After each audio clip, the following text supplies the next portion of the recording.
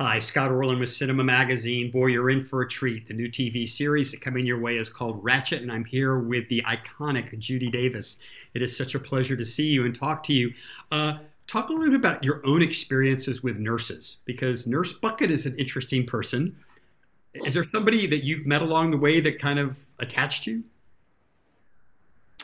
Look, touch wood, I haven't really needed to have much to do with hospitals and things.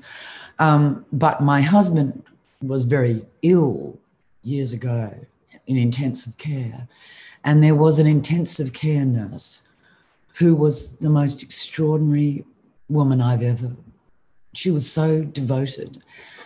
Yeah, I thought, wow, these are the people who we should be celebrating. These are the great heroes, these women, well, men and women who, and particularly in times like these, in this pandemic, amazing. So there's that. There was that woman. But apart from that, I personally have been rather fortunate. It's important to remember that this particular film is about a psychiatric hospital. And of course, Mildred is pretending to be a nurse. She's not really a nurse.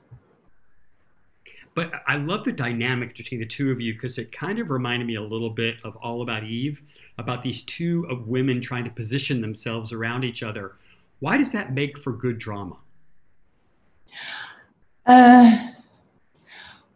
Well, I suppose we can all relate to the constant struggle in life of holding one's position. And, you know, we're a competitive animal and there's an awful lot of us. And so it's a universal fear, I suppose, from the person holding the position.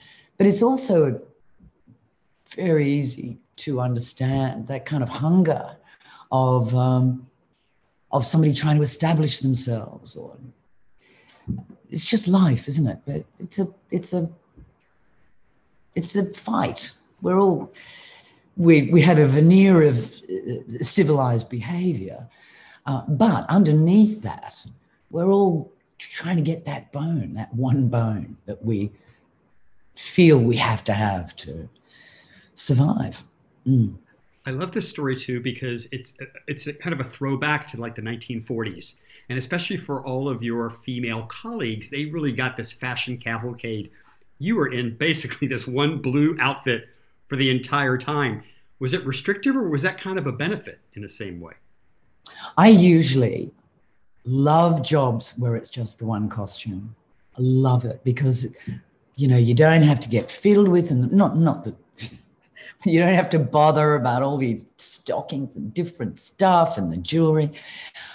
Having said that, by the end, I was a little bit sick of that costume. The belt, you know, and where the belt was very important, where the belt was, and my belt kept slipping down. The designer, Lou, who's gorgeous, wanted the belt just slightly above the waistline. Mine kept slipping down. Sometimes I pushed it down because it was a bit more comfortable. But I like the hat, love the hat. But not only does she wear the same outfit every day, she eats the same lunch every day. Oh, I'm yes. wondering, if Judy Davis had to eat the same lunch every day, what would yours be? Oh, probably pasta. Because I'm a vegetarian, so, you know, it's a little tricky. Or a toasty, cheese and tomato toasty. What kind of insight did this experience give you about psychiatric hospitals? Because on one hand, we tend to want to believe there's a positiveness to them, that they're going to help people. But yet we see the extreme that cinema sometimes does is like, are they worse for the health of the patient? Well, that goes back to the original film, doesn't it? One Flew Over the Cuckoo's Nest, which was made at a time when there was growing criticism and fear of psychiatric hospitals for good reason, you know, shock treatment and lobotomies and whatever else. And then Reagan came in and closed those hospitals. And then the country I'm from, Australia, followed suit. And it's a bit of a feast or famine.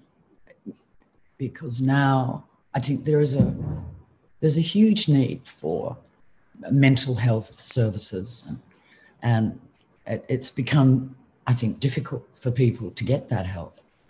So there's a balance there somewhere, isn't there, that I don't think we've got right. But this series is set in the 1940s, when the issue of lobotomies and shock treatment and misunderstanding of how to approach mental health were very current. Well, Judy Davis, such a pleasure. Thank you so much. The show is called Ratched, and this is Scott Orlin. Until next time. Thank you.